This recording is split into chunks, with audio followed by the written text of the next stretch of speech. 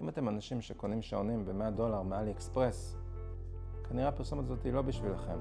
כל החיילים שנלחמו בשבילנו באיראן, בלבנון.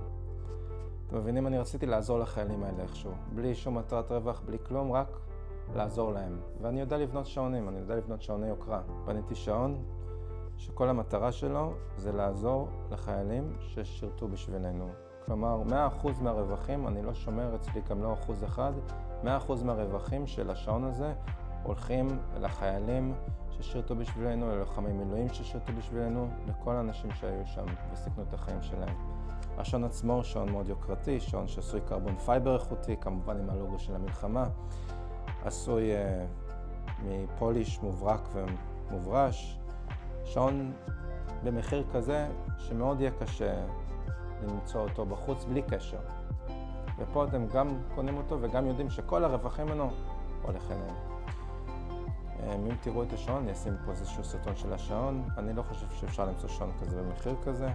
אז השעון עולה 1,850 שקל, ושוב 100% מהרווחים הולך פה לחיילים. אתם מקבלים סרטוני יוטיוב, אתם מקבלים הוכחות לכל שקל לאן הוא הולך. זה היה הדרך שלי לעזור להם.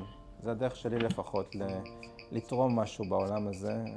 אתם יודעים, החיים שלנו קצרים, ויש לנו רק צ'אנס אחד בהם. והזמן, אתם צריכים לגרום לזמן הזה להיחשב איכשהו.